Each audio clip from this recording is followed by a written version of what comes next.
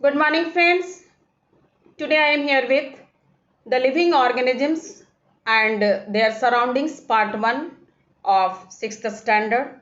In this session, we will discuss about what are the different characteristics of living beings, habitat, adaptation, types of habitat and adaptation, terrestrial and aquatic habitat and its type. So let us start the session. अब यहाँ देखिए, पहले हम पढ़ेंगे what are the different characteristic features of living organism. Living organisms में क्या क्या character होते हैं, उसको हम नॉन लिविंग से कैसे डिफ्रेंशिएट करते हैं। तो हर लिविंग जो ऑर्गेनिजम्स है वो किससे बना हुआ है? सेल से बना हुआ है। आइदर लिविंग ऑर्गेनिजम्स में सिंगल सेल है या मोर देन वन सेल है, और उसी के आधार पे हमने लिविंग ऑर्गेनिजम्स को दो भाग में बांट दिया है। कौन कौन सा? एक है यूनिसेलुलर और दूसरा है मल्टी सेलुलर। ठीक है, यूनिसेलुलर ऑर्गेनिजम्स में एक सेल होगा और मल्टी सेलुलर ऑर्गेनिजम्स में एक से ज्यादा सेल्स होंगे। ये पहला हो गया करेक्टर। दूसरा करेक्टर है कि all living organisms require food, उसको फूड की जरूरत होती है। आपने देखा प्लांट जो है अपना खाना खुद बना लेता है, तो एनिमल्स क्या करेगा? वो या तो प्लांट को खाएगा या दूसरे एनिमल्स को खाएगा, है ना। हम खाना बनाते नहीं, हम खाना को कुक करते हैं, है ना। वो जो प्लांट का प्रोडक्ट है उसमें घर में लाते हैं और उसको हम cooking of food, that is not making of food. Plant will make the food. Okay, so वो हो गया। अब ऑल लिविंग ऑर्गेनिज्म ग्रो होता है, छोटा रहता है, छोटा से बड़ा होता है। आपने देखा होगा सीड अगर आप डालते हो तो छोटा सीडलिंग आता है, उसके बाद बड़ा होता है, फिर फ्लावर फ्रूट उसमें सब आ जाता है। सो हर जो है लिविंग ऑर्गेनिजम्स ग्रो होगा, उसका साइज ग्रो होता है, उसका वेट में ग्रो होता है, उसकी हाइट बढ़ती है। All organisms living organisms respire, respire मतलब प्रोसेस ऑफ रेस्पायरेशन होता है। मतलब वो क्या करता है? कार्बन डाइऑक्साइड बाहर करता है और ऑक्सीजन को अंदर लेता है। ठीक है, all living organisms response to stimuli. अगर मान लो हमारे पास हॉट वाटर है, अगर उसमें हमारा हाथ चला गया तो क्या करेंगे आप? उसमें पानी में हाथ डालते रहेंगे? नहीं ना, फट से हटाएंगे हाथ को। कोई सांप आ जाएगा तो आप भागोगे उसको देख के। हाँ, तो वो क्या हो रहा है? That is the response to stimuli. कोई भी एक्सटर्नल चीज को देख के, फैक्टर्स को देख के हम रिस्पॉन्ड करते हैं। So that process is called as respond to stimuli.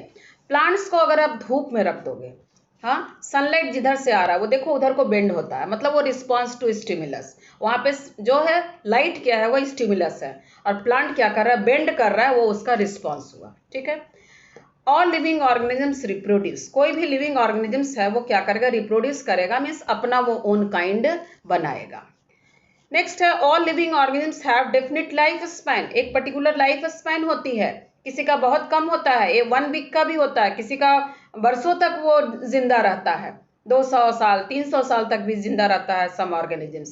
सो एक डेफिनेट लाइफ स्पैन है, जैसे हमारा ह्यूमन बींग का बोलते हैं 100 ईयर्स है लाइफ स्पैन। तो इस तरह से डिफरेंट ऑर्गेनिजम्स के डिफरेंट लाइफ स्पैन होते हैं। वो जब जन्म लिया है तो वो मरेगा। Okay, all living organisms excrete. Excrete मतलब वेस्ट प्रोडक्ट, हमारे बॉडी में जो वेस्ट प्रोडक्ट है उसको बाहर निकालता है।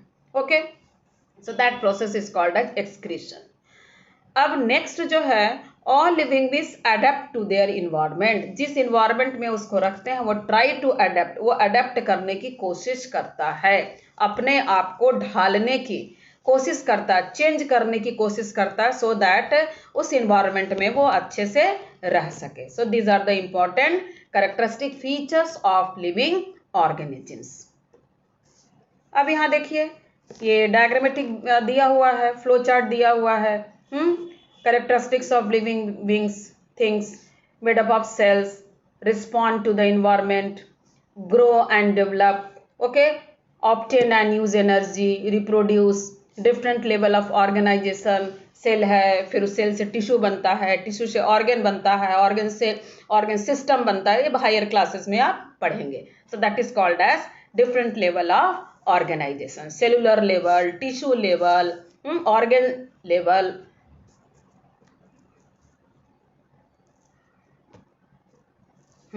ये भी ये देखिए, लिविंग थिंग्स क्या कर रहा है? Respire, living things reproduce, living things grow, living things move, living things take on nutrition, living things respond to stimuli, living things excrete waste. तो ये आपको डायग्रामेटिक फिगर दिया हुआ है कि what are the different characteristic features of living organisms. Okay. Now the next topic is habitat. Habitat क्या है? Habitat का मतलब होता है ऐसा प्लेस जहाँ की ऑर्गेनिज्म रह सके, सर्वाइव कर सके और अच्छे से रिप्रोड्यूस कर सके. That is breed successfully. So habitat is a living place, that is also called as dwelling place, where any living organisms can live, survive, breed successfully. तो habitat एक ऐसा प्लेस है जहाँ की कोई भी लिविंग ऑर्गेनिजम्स अच्छे से रह सकता है. मान लो आपने एक टाइगर लिया और उसको एक पिंजरे में बंद कर दिया, वो उसका हैबिटेट होगा का? नहीं होगा ना, क्योंकि उसका हैबिटेट तो फॉरेस्ट है, वो वहाँ ज़्यादा खुश रहेगा, वहाँ ज़्यादा अच्छे से रहेगा. So habitat of tiger is forest, not a cage. Okay. So here some examples दिया हुआ है. हैबिटेट ऑफ लोटस कहाँ है? पॉन्ड है. हैबिटेट ऑफ फिश कहाँ है? वाटर है. हैबिटेट ऑफ लायन कहाँ है? फॉरेस्ट है. ओके. एंड उसका जो लिविंग प्लेस है वो ये जगह पे है. अब ये देखिए डिफरेंट हैबिटेट्स है. क्या क्या है? माउंटेन्स है. कुछ प्लांट्स, कुछ एनिमल्स माउंटेन्स में भी रहते हैं, कुछ एनिमल्स ग्रासलैंड में रहते हैं, कुछ प्लांट्स भी ग्रासलैंड, वहाँ ग्रासेस प्रेजेंट है. कुछ जो है पोलर रीजन में रहते हैं जहाँ बहुत बर्फ रहता है, कुछ वेटलैंड में रहते हैं, हाँ, कुछ रेन फॉरेस्ट में रहते हैं, कुछ डेजर्ट में रहते हैं. समझ में आ रहा है? कुछ मेराइन वाटर में रहते हैं. तो these are the different that habitats of different living organisms. Here also it is given diagrammatically different habitat. Desert, domestic habitat, घर में हम रहते हैं, फार्म में रहते हैं, फॉरेस्ट है, पोलर है, polar region, wild life, United Kingdom का वाइल्ड दैट फॉरेस्ट दिखाया है, वेटलैंड है, ट्रॉपिकल रेन फॉरेस्ट है. So these are the different habitat. Now next जो टॉपिक है वो क्या है? एडेप्टेशन. एडेप्टेशन क्या होता है? ये फेवरेबल एडजस्टमेंट है इन्वायरमेंट के लिए. यानी ऑर्गेनिज्म अपने आप को ढालता है ना. अब ढालता कैसे है? या तो अपना वो शेप चेंज कर लेता है, या साइज चेंज कर लेता है, या कलर चेंज कर लेता है उस इन्वायरमेंट में अपने आप को रखने के लिए. So it is the favourable adjustment to the environment by any living organisms. And how it is occurring? It is occurring due to changing shape, changing size, changing color of an organism. आपने वो garden lizard को देखा है क्या?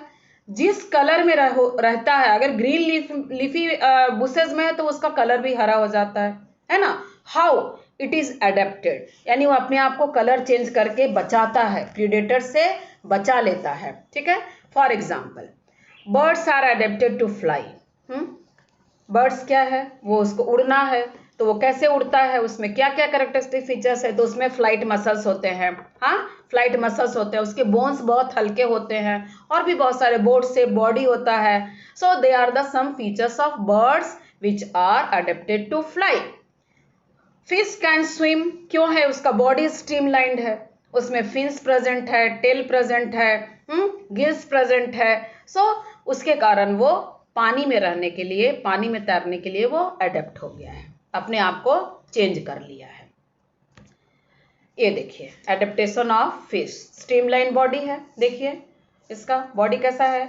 Streamlined है. Streamline का मतलब होता है इधर one side pointed, this side also pointed, और बीच में थोड़ा चौड़ा होना. ये देखिए इसके डिफरेंट फिन्स है, ये टेल्स है.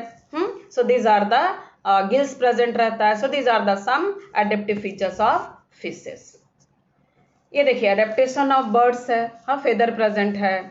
इसके बोन्स भी जो है हल्के होते हैं. ओके.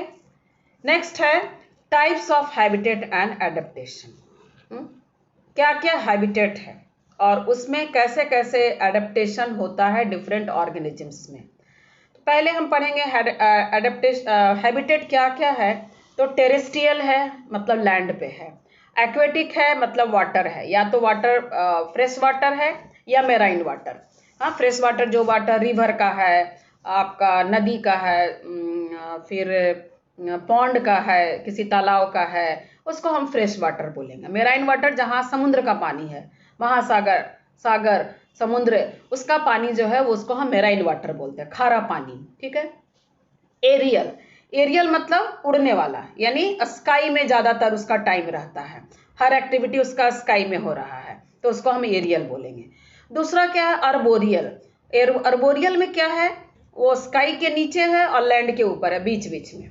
हाँ, पेड़ पे चढ़, बंदर है, मंकी है, कैसा हैबिटेट है, स्क्वेरल है, कैसा हैबिटेट है, अर्बोरियल हैबिटेट है, ठीक है। तो ये 4 तरह का हैबिटेट है। अब ये देखिए, हम पढ़ेंगे टेरेस्ट्रियल हैबिटेट। टेरेस्ट्रियल हैबिटेट का मतलब ऐसा प्लांट्स और एनिमल्स जो कि लैंड पे रह रहा है, उसे हम टेरेस्ट्रियल हैबिटेट बोलेंगे। किसे बोलेंगे टेरेस्ट्रियल हैबिटेट?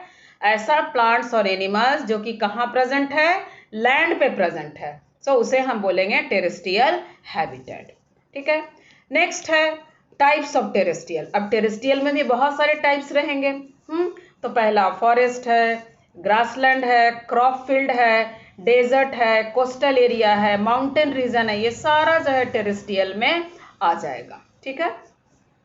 ये देखिए कुछ एग्जाम्पल दिया हुआ है, फॉरेस्ट है, ग्रासलैंड है, टेरेस्ट्रियल हैबिटेट में डेजर्ट है। सो फॉरेस्ट, ग्रासलैंड और desert, they are the example of terrestrial habitat. यहाँ देखिए फॉरेस्ट है, ग्रासलैंड है, क्रॉप फील्ड है, डेजर्ट है, ये सारा किस में आ जाएगा, टेरेस्ट्रियल हैबिटेट में। कोस्टल एरिया, माउंटेन रीजन, ये सारा किस में आ जाएगा, this all are the example of terrestrial habitat. अब आ जाइए एक्वेटिक हैबिटेट।